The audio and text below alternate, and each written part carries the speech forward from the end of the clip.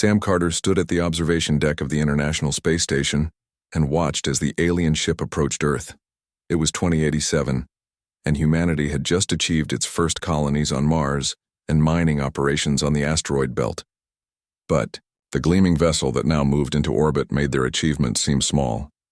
"Colonel Carter, they're requesting to speak with Earth's leaders," said Kate Miller, the communications officer. Her voice trembled slightly. Sam nodded. At 45, with 20 years in the Air Force Space Command, he had been preparing for this moment his entire career. Yet nothing could truly prepare humanity for first contact.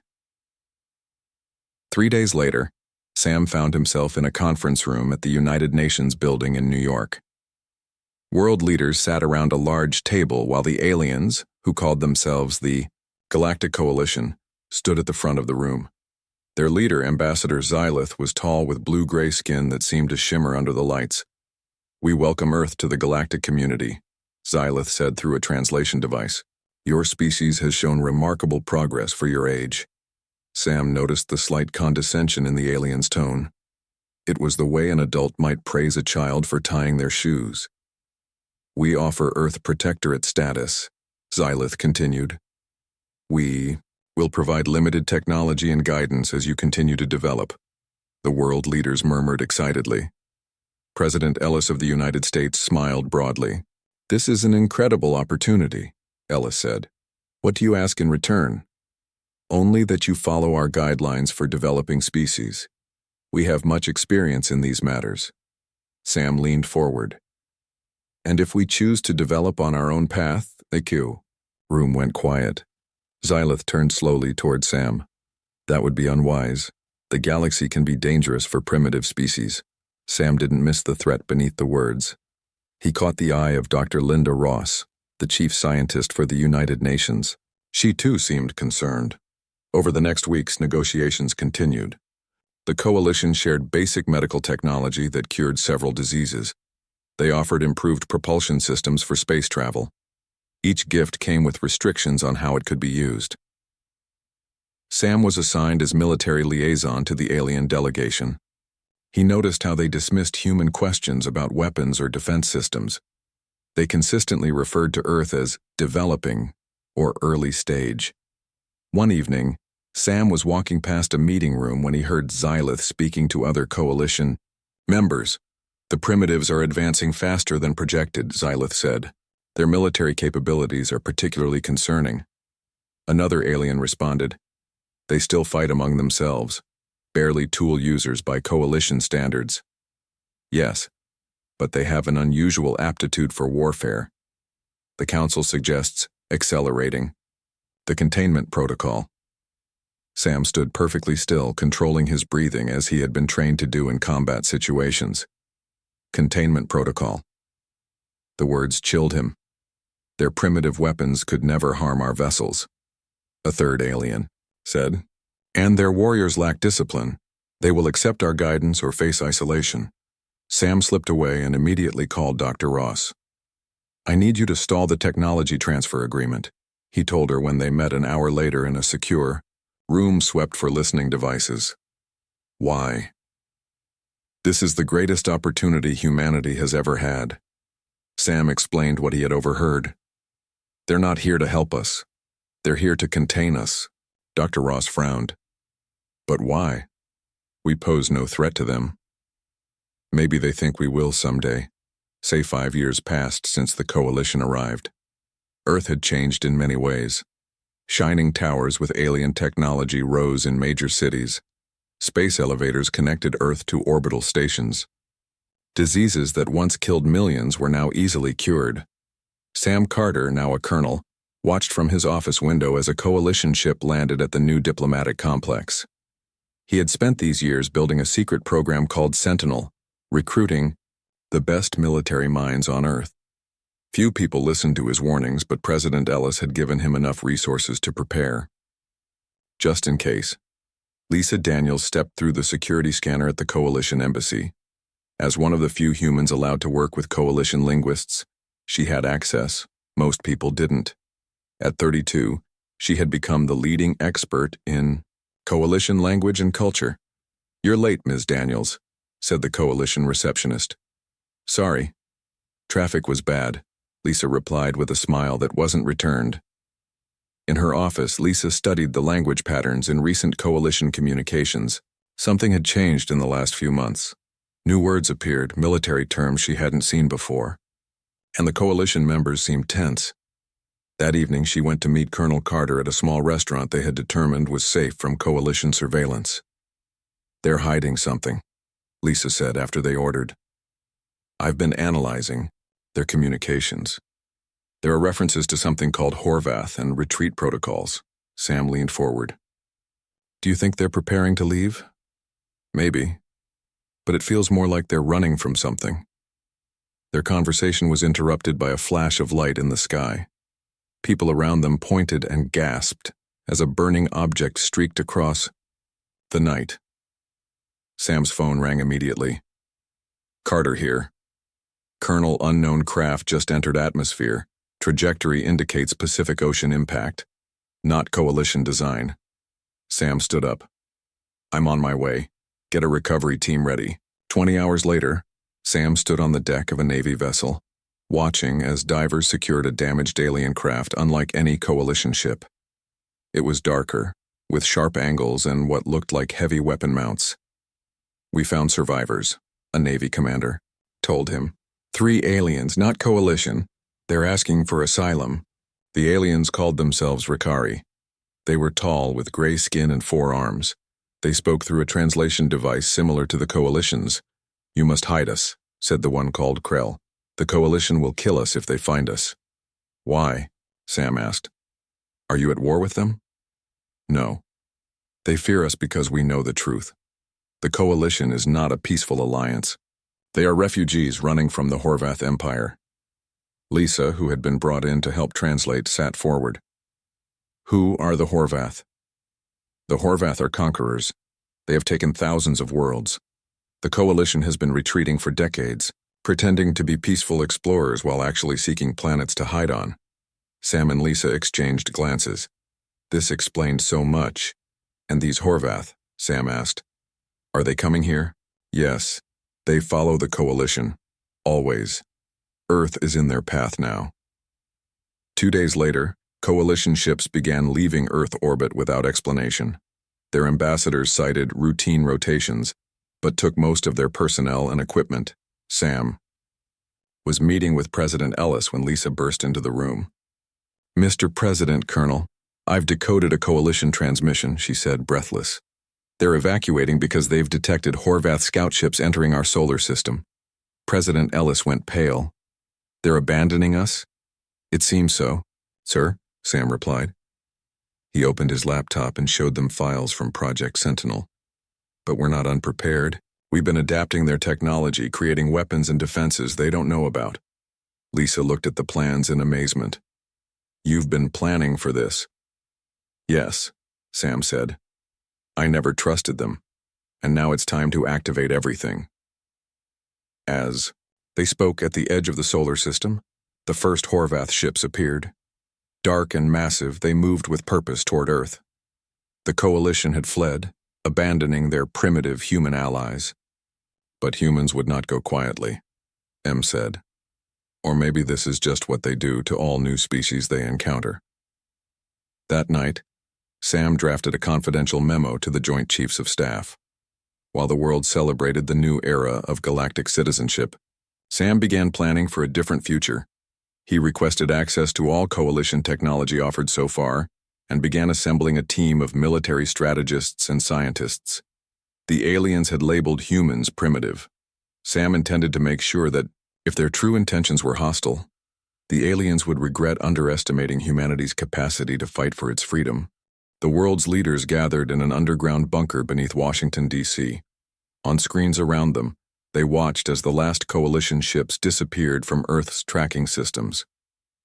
They've abandoned us, said the British Prime Minister. Colonel Carter stood at the front of the room. They have, but we're not defenseless. Project Sentinel has been preparing for this possibility for 5 years.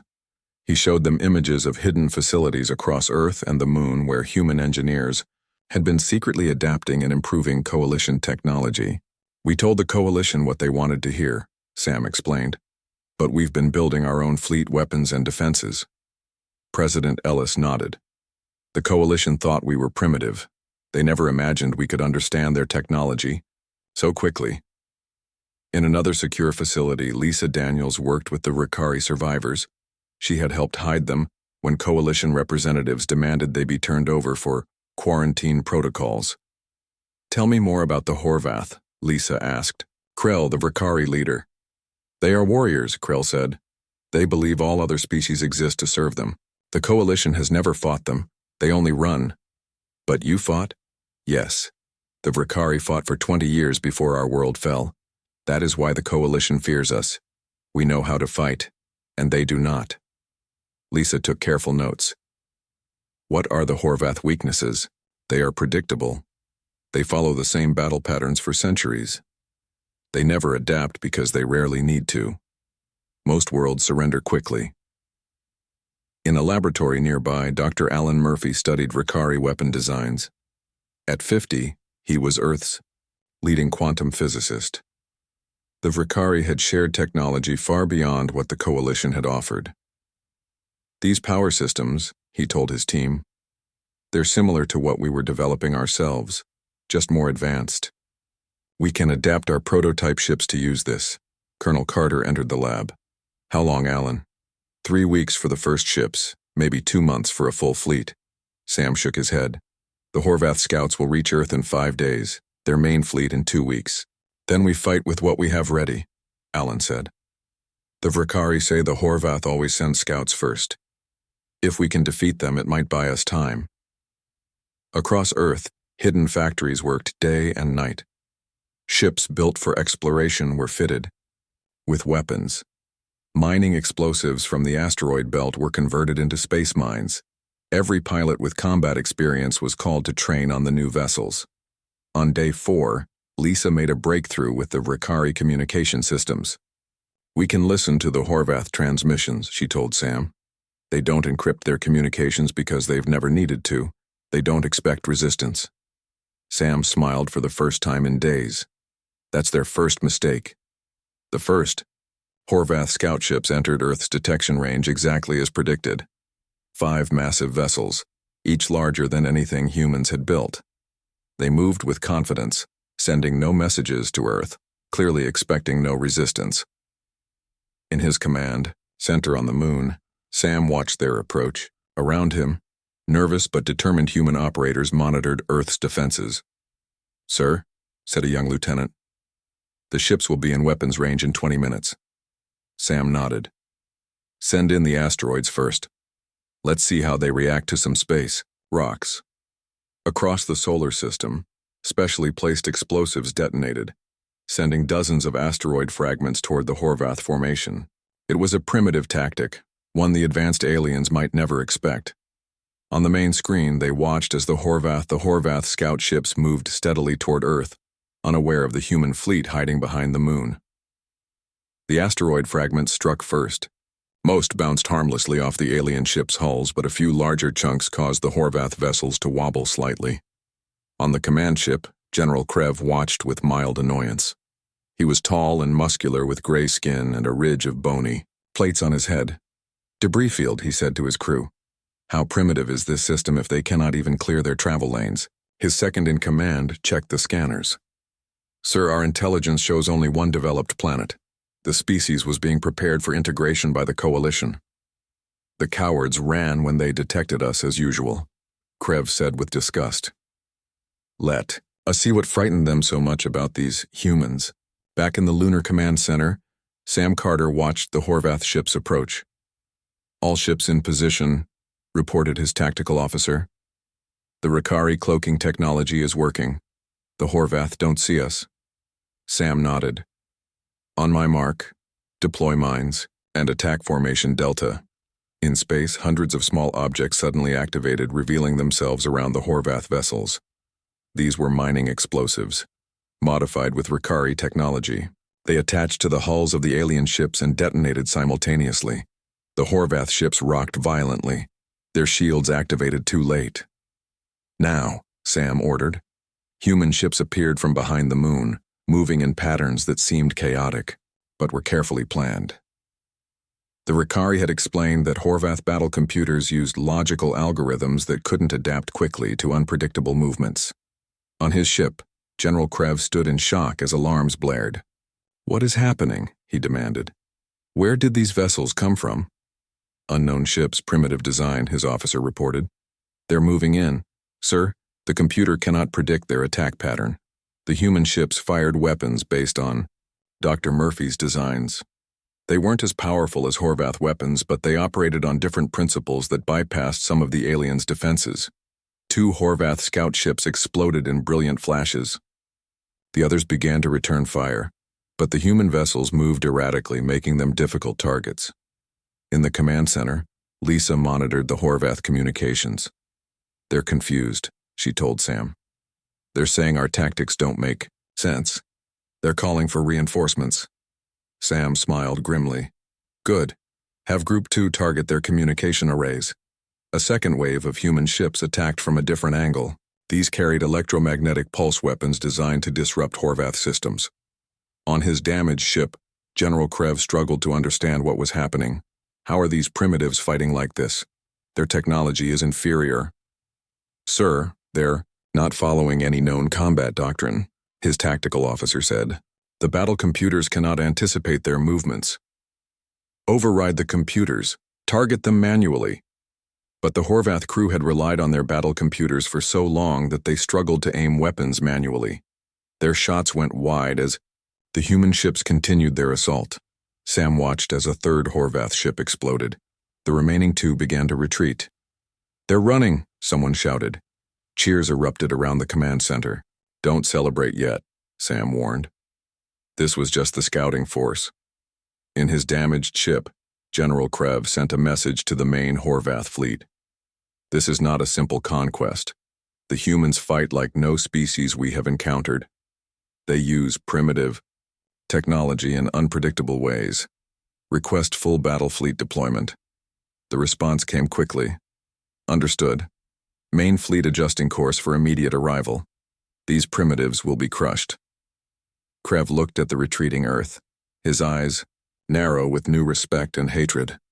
No species had destroyed 3 Horvath ships in a first encounter. These humans would pay for that insult.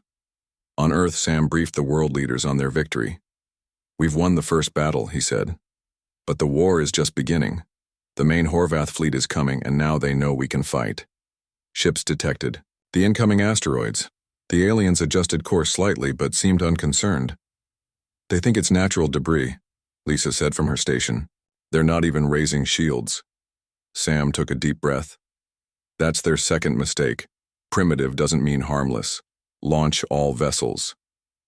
From hidden bases on the Moon, Mars, and Earth, the first ships of humanity's defense force rose to meet the invaders. News of the victory against the Horvath scout ship spread quickly across Earth. For 2 days, people celebrated. Then the long-range sensors detected the main Horvath fleet. It was massive, 50 warships moving toward Earth.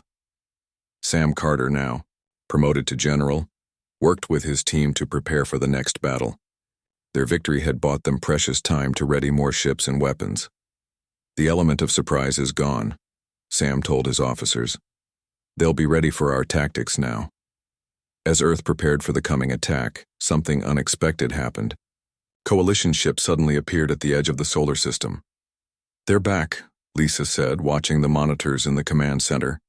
3 days after running away, they decide to return. The largest coalition ship sent a message requesting immediate communication with Earth's leaders.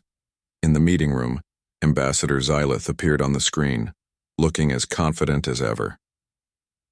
"We have returned to assist our Earth allies against the Horvath threat," the alien announced. President Ellis glared at the screen. "After you abandoned us without warning?" "A strategic retreat to gather reinforcements," Xylith said smoothly. "We are prepared to defend Earth now." Sam stepped forward. "Where were these defensive capabilities when the scout ships attacked?" "We handled that ourselves." Xylith looked surprised. "You engaged the Horvath scouts? We assumed they would simply scan your world." "We destroyed 3 of their ships, President, Ellis said proudly. The other two retreated. For the first time, the coalition ambassador seemed truly shocked. That is, unexpected. The Horvath rarely suffer defeats. Maybe they haven't faced humans before, Sam said. After the meeting, Sam met with Lisa and Dr. Murphy to discuss the coalition's return. They came back because they heard we won, Lisa said. They want to take credit if we defeat the Horvath. And they want access to how we did it, Dr. Murphy added. Our weapons and tactics worked when theirs never did. On the other side of the solar system, the main Horvath fleet approached. General Krev had been given command of the entire invasion force after surviving the scout ship attack. Show me everything we know about human warfare, he ordered his intelligence officers. They displayed images of Earth's military history, battles from ancient times to modern conflicts. Their tactics are chaotic, unpredictable, an officer explained. They adapt quickly and fight fiercely when defending their territory. Krev studied the images. They fight like wild animals, not a civilized species. No wonder the coalition feared them. As the Horvath fleet drew closer, something unexpected happened near Jupiter. A small alien ship appeared, not Horvath or coalition. It sent a message directly to Earth. This is Captain Merrick of the Galactic Alliance vessel Starbreaker. We have heard that humans fight the Horvath. We wish to join you. Over the next day, more ships arrived. Representatives from species that had lost worlds to the Horvath or been treated as inferiors by the coalition. Director Grace Williams of the United Earth Defense Force met with the new arrivals. Why come? To our aid? She asked Captain Merrick, a tall, blue-skinned alien. Word has spread of how humans defeated Horvath scouts with inferior technology. Many species want freedom from both the Horvath Empire and coalition control. You offer a third path. General Sam Carter welcomed the new allies but remained cautious. We appreciate your help, but we need to know your capabilities and how you fight. Merrick nodded respectfully. Unlike the coalition, we do not see humans as primitive. Your victory proves you understand something about warfare that other species have forgotten. As the Allied ships prepared alongside Earth's forces, the coalition watched with growing concern. Ambassador Xylith sent urgent messages back to his superiors. The humans are gathering allies from across the sector. Species that have never cooperated are answering their call. This was not in our projections. The response came back quickly. Maintain the appearance of alliance. We must learn how these primitives defeated Horvath. The Horvath main fleet entered the solar system with weapons charged. 50 massive warships moved in perfect formation. Their hulls were black with red, markings designed to strike fear into their enemies. General Krev stood on his command ship's bridge. Begin standard conquest pattern. Target their military bases first, then communication centers. His officers input the commands, but one looked concerned. Sir, the humans are not positioning their defenses as expected. On screens around the bridge. They watched as Earth ships scattered across the solar system instead of forming a defensive line around the planet. What are they doing? Krev demanded. In the asteroid belt, General Sam Carter directed Earth's unconventional defense from a hidden base. Around him, officers coordinated ships and weapons placed throughout the solar system. The Horvath used the same attack patterns for every conquest, Sam explained to his allies. They expect us to defend Earth directly. Instead, we'll attack from all sides using the solar system itself as our weapon. The plan was simple but effective. Mining ships had placed explosives on hundreds of asteroids. Earth vessels hid behind moons and planets. Even civilian mining equipment had been converted to military use. Begin Operation Hammer, Sam ordered. Across the asteroid belt, explosives detonated in sequence. Hundreds of large space rocks began moving toward the Horvath fleet. At the same time, Earth ships launched from hidden positions, attacking in small groups with hit-and-run tactics. On his ship, General Krev watched in confusion as warnings flashed across his screens. Multiple projectiles incoming, an officer reported, and enemy vessels are attacking our rear ships. Impossible. How did they get behind us? Krev checked the tactical display. Where is their main fleet? They don't appear to have one, sir. They're using small groups of ships attacking from different directions. The Horvath computers struggled to track the scattered human vessels. Their battle algorithms were designed for traditional space warfare with organized fleets, not this chaotic approach. Meanwhile, Lisa Daniels worked with their alien allies to disrupt Horvath communications. Using knowledge from the Ricari, they created interference that confused the enemy's coordination. Their ships can't talk to each other clearly, Lisa reported to Sam. They're using backup systems now. Dr. Murphy's team had created another surprise. Small drones, barely detectable on Horvath scanners, attached to enemy ships and disrupted their shield frequencies. Primitive but effective, remarked Captain Merrick as he watched the drones work. The Horvath expect advanced weapons, not simple devices they don't scan for. The battle spread across the solar system. Horvath ships destroyed many human vessels, but they took damage in return. The asteroids forced them to waste energy on defensive measures. The drones allowed human weapons to penetrate their shields. In his command center, Sam received reports from all fronts. They were hurting the Horvath, but not enough. "We need to target their command ship," he said. "Cut off the head." Lisa studied the enemy fleet patterns. "There's a weakness in their formation when they turn to track our ships. Their flagship is exposed for just a few minutes." Sam nodded. "That's our window." He contacted their strongest, allied ship captained by Merrick. "Can your vessel handle a direct assault if we create an opening?" "For the chance to strike a Horvath command ship?" "Absolutely," Merrick replied. The trap was set. Human vessels sacrificed themselves to draw Horvath ships out of position. When the moment came, Merrick's ship and Earth's best cruisers attacked the flagship directly. General Krev felt his ship shake as multiple impacts struck their hull. "Shields failing on decks 5 through 10, an officer reported. "They're targeting our command systems." For the first time, Krev felt fear. These humans didn't fight like a primitive species. They fought like survivors who would use any means necessary to win. "Launch the planet killer," he ordered. "Enough of these games." His second-in-command looked shocked. "Sir, that weapon is only for final pacification. We haven't completed standard conquest protocols." "Do it," Krev shouted. "These primitives have forced my hand. Essels. Such knowledge is essential to our survival." The final preparations were made as the Horvath fleet crossed the orbit of Mars. Earth was about to face its greatest challenge, but it would not face it alone or unprepared. On the Horvath command ship, a massive weapon began to power up. The planet killer was their ultimate tool of conquest, designed to crack a planet's crust and make resistance impossible. "Weapon will be ready in 30 minutes, an officer reported. To General Krev. In the Earth Command Center, alarms sounded as sensors detected the energy buildup. "What is that?" Sam asked, pointing to the readings on his screen. One of the Ricari allies, Ziv, looked at the data and his face paled. "Planet killer. It will destroy your world completely." The room went silent. All their efforts, their victories, might be for nothing if the weapon fired. Sam stood up. "Can we stop it?" "Only by disabling it from inside the command ship," Ziv explained. "The weapon is shielded too well for external attacks." Sam turned to his officers. "I need a small team and our fastest ship. We're going to board that command vessel." Lisa stood immediately. "I'm coming. I can hack their systems." "And I'm going too," said Dr. Murphy. "I know their weapon technology better than anyone." 20 minutes later, Sam, Lisa, Dr. Murphy, and 2 Special Forces soldiers launched in a small, fast ship.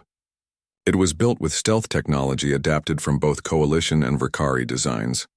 "The battle will keep their attention," Sam told his team as they approached the massive Horvath vessel.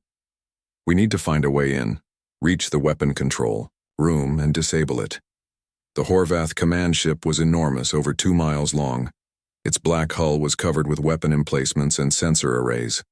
"There," Dr. Murphy pointed to a section of the ship. "That's a maintenance hatch for their engine cooling system."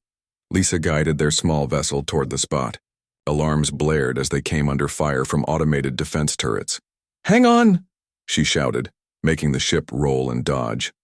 Their simple manual controls allowed moves that the computerized Horvath weapons couldn't predict. They crashed into the maintenance hatch, forcing it open. The team quickly put on spacesuits and moved into the Horvath ship. 15 minutes until the planet killer is fully charged, Dr. Murphy warned, checking a device on his wrist. Inside, they encountered Horvath crew members. The aliens were tall and strong, but Earth's Special Forces soldiers used their training to overcome them. They fought in narrow corridors where the Horvath couldn't use their advanced weapons effectively. Lisa found a computer terminal and connected her device to it. "I'm in their system. The weapon control is 3 decks up." They moved quickly through the ship using service tunnels to avoid larger groups of Horvath. When they reached the weapon control deck, they found it heavily guarded. "We need a distraction," Sam said. Dr. Murphy pulled out a small device. "This will overload their power grid for about 30 seconds. When the emergency lights come on, we move." The lights flickered and went out when Murphy activated his device. In the darkness, Sam's team attacked. They used simple weapons, knives, and stun guns to take down the confused guards. Inside the control room, Lisa went straight to the main console while Sam and the others secured the doors. 10 minutes left, Dr. Murphy said. Lisa worked furiously, using everything she had learned about Horvath systems. Their security is amazing, but so predictable. They never expect anyone to get this far.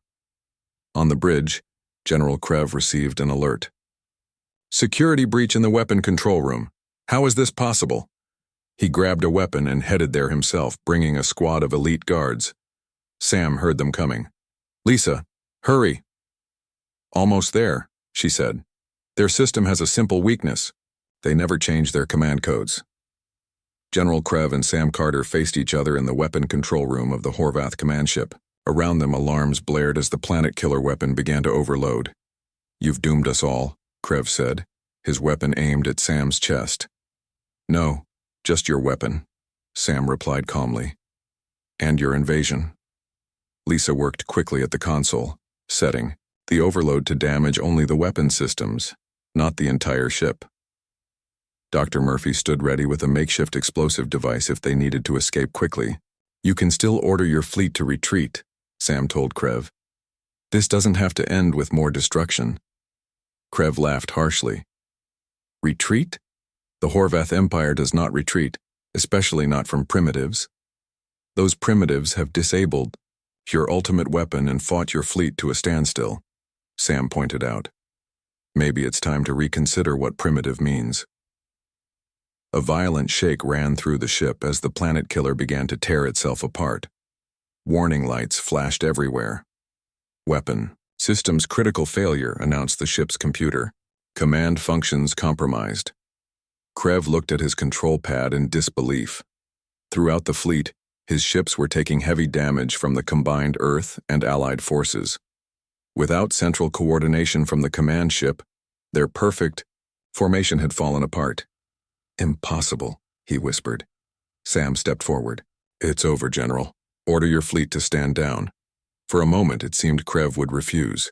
Then another explosion rocked the ship, throwing everyone off balance.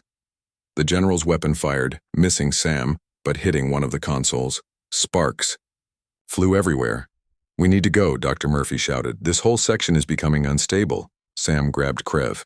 "Come with us or die with your weapon." Something changed in the Horvath general's eyes. Perhaps it was respect, or simply the will to survive. He nodded and followed the humans as they rushed back to their ship. As they escaped the command vessel, they watched the planet killer weapon collapse in on itself, creating a spectacular implosion that disabled much of the flagship's systems. Across the solar system, the remaining Horvath ships received the retreat signal.